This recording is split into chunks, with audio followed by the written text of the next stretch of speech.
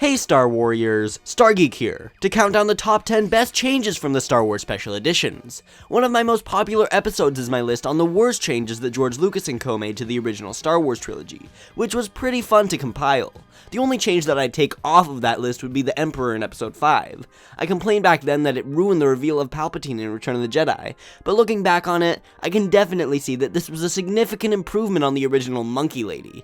Out of respect to my original list, I'm gonna leave this change off of my picks for the best Special Edition changes, but will honor it as a very close runner-up. The Special Editions get a lot of hate, most of it justified, but there are many things that he changed that enhance the trilogy greatly. Oh, and if you haven't noticed yet, I'm feeling a bit under the weather, so excuse my voice that sounds like a mix between a Trandoshan and a Tauntaun. Now, without further ado, let's take a look at what the Special Editions did right. The Star Wars Trilogy, Special Edition. See it again, for the first time. In 10th place, we have the Sarlacc Peak.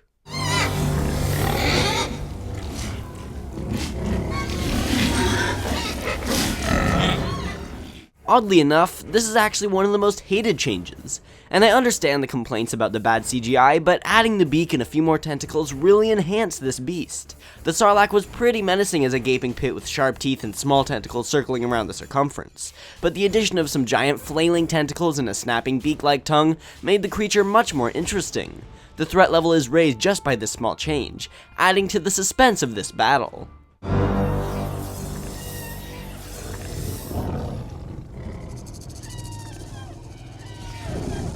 At spot number 9 is Lulas Death.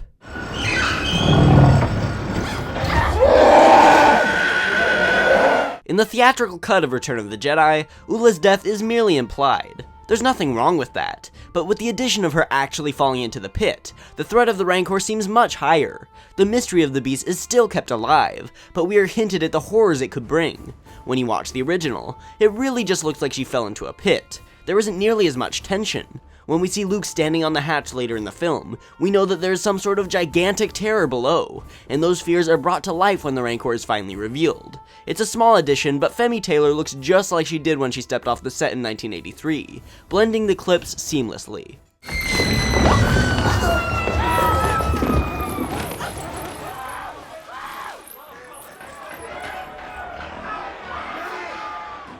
In 8th place, we have improved lightsabers. Not as clumsy or random as a blaster. An elegant weapon for a more civilized age. Lightsabers are some of the biggest icons in the entire saga, with their striking images burning their way into the minds of millions of fans. But when you really look back at how they looked in some scenes, the weapons you remembered aren't quite the same. The special editions, through some trial and error, greatly improved the effects on the lightsaber blades, with the notable exception on color correction.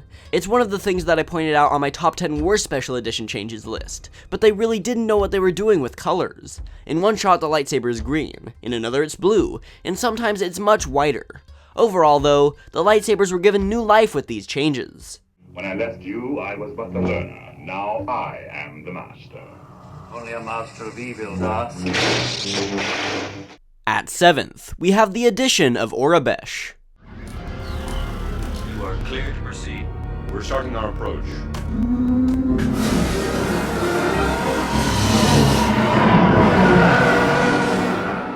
This is the best example of taking something that the fans established and accepting it as canon. In the original films, all of the writing was written in English letters. With the special editions, these letters were replaced by Besh symbols. They match the original words and can still be read if you know the language, but now they fit this galaxy far, far away much better.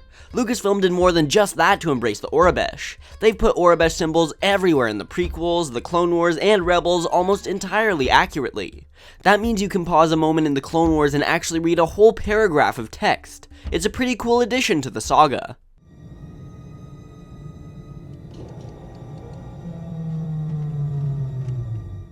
Entering at spot number 6 are the updated spaceships in battles.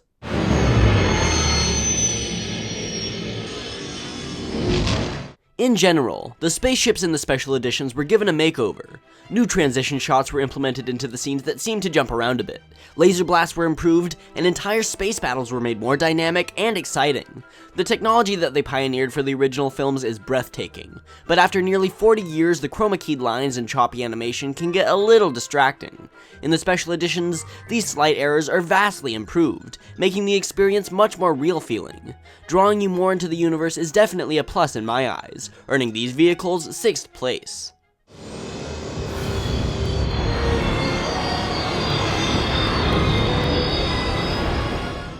Making it to the halfway mark at spot number 5 is Biggs Darklighter.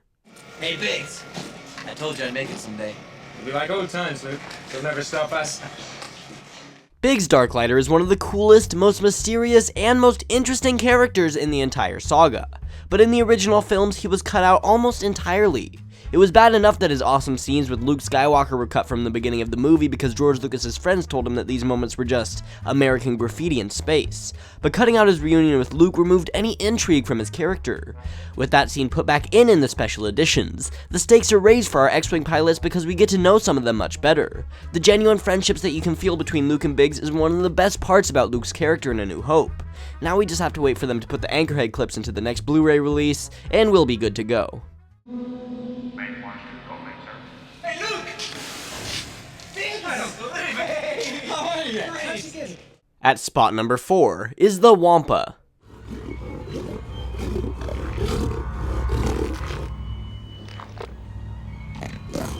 To my surprise, this change actually makes the list of many as one of the worst changes made to the films. I definitely understand where they're coming from. The tension building up to Luke's escape from the cave is enhanced by a bit of mystery, and not seeing the Wampa can build suspense. This may be true, but they did a spectacular job recreating an even better looking Wampa suit for the special editions. Actually seeing this beast feasting on the flesh of the Tauntaun is more suspenseful than not seeing it at all. We watch it as it slowly realizes its dessert is beginning to escape right before it gets its arm sliced off by Luke's lightsaber. It's an incredible scene, and its tension is enhanced by this addition.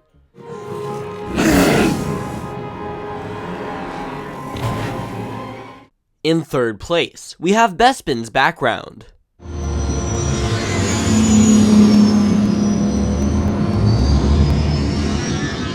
Cloud City is one of the most interesting locations in the Star Wars universe. It's clean and futuristic where it needs to be, yet grimy and dark at the same time. The sky surrounding the city in the clouds is breathtaking, and was never fully realized in the theatrical release of the film. When Lando was giving Han and Leia the tour around his town, the walls look like cheesy plastic panels with tempered glass windows. It looks like a really fake set, and I mean, this isn't Star Trek, we have at least some dignity to uphold.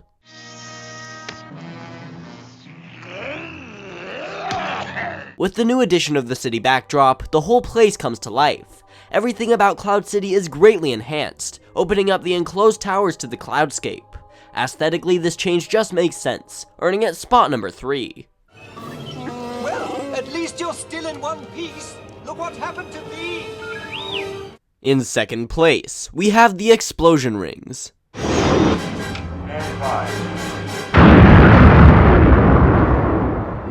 This is one of the best decisions George Lucas made when making the special editions. In the theatrical releases of Star Wars and Return of the Jedi, the Death Star explosions were pretty anticlimactic. They were still big blasts that ended off each film nicely, but the shockwave truly lets you feel the impact of these explosions. The image that it creates is much more impactful than a simple spherical blast. These shockwaves may seem a bit unrealistic, but the sound of the explosion itself is inaccurate, so I'd give this a pass.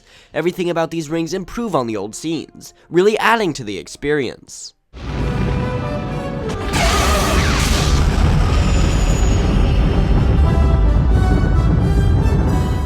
Before I give you my favorite special edition change, here are some runners-up. Logos.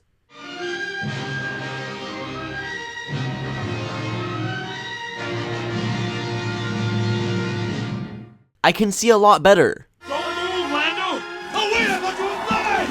It's all right, I can see a lot better. Don't move!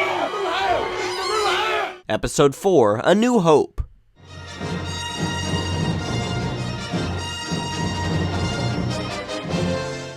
The Emperor. There is a great disturbance in the Force. I have felt it. Finally, in first place as the best special edition change is the Ewok celebration theme.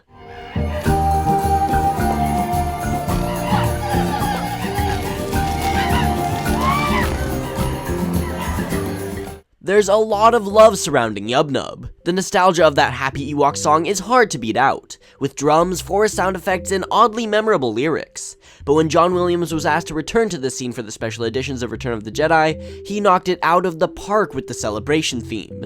There are still the sound effects of Endor singing Ewoks and a happy melody, but all of these elements are greatly enhanced. Instead of a somewhat silly and overly happy Yub Nub, we get a more serious celebration. The mood of episode 6 was bittersweet, so it makes sense for the final song to feel that way. The singing sounds like it fits with the environment more, and the tune is peaceful yet exciting at the same time. There couldn't be a more perfect change to make to the original trilogy, making it my pick as the best special edition change.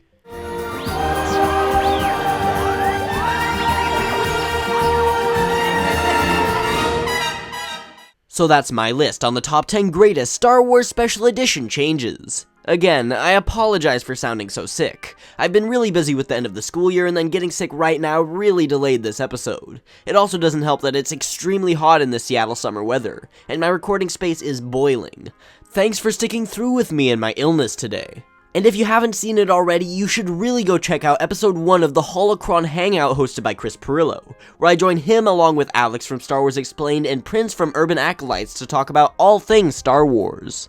Subscribe to Star Geek for weekly Star Wars content. If you enjoyed the video or agree with the list, please shoot that like button at light speed. You can find me on Facebook, Twitter, and Instagram by clicking the links in the description, and you can check out my last video, 5 fun facts on Mace Windu featuring Star Wars Explained, if you just click on the thumbnail. You can also watch my list on the top 10 best scenes from Return of the Jedi.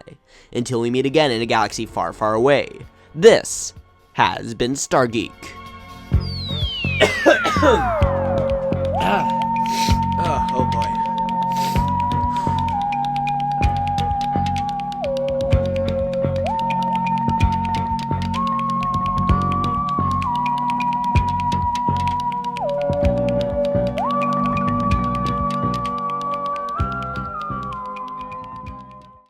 So for the end scene today, I really wanted to do this hilarious skit of, like, what the special editions should have been, and, like, sarcastically talk about, like, the worst changes that there ever could have been in the movies with Jar Jar Binks everywhere, and just tons of Rontos and things like that. But Jabba the Hutt couldn't make it, and I ended up being really sick, and I don't think I can do it today with the delay in the episode and this, like, super hot Seattle weather. So, instead, just enjoy this clip of amazing images from the special editions. Thank you.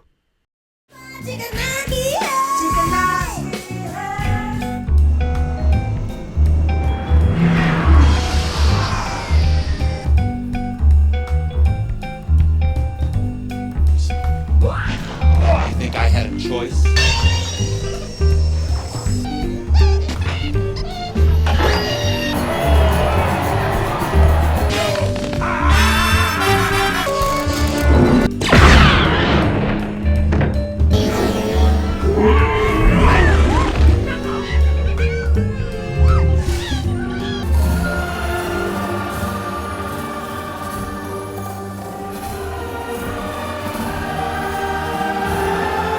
I don't like sand.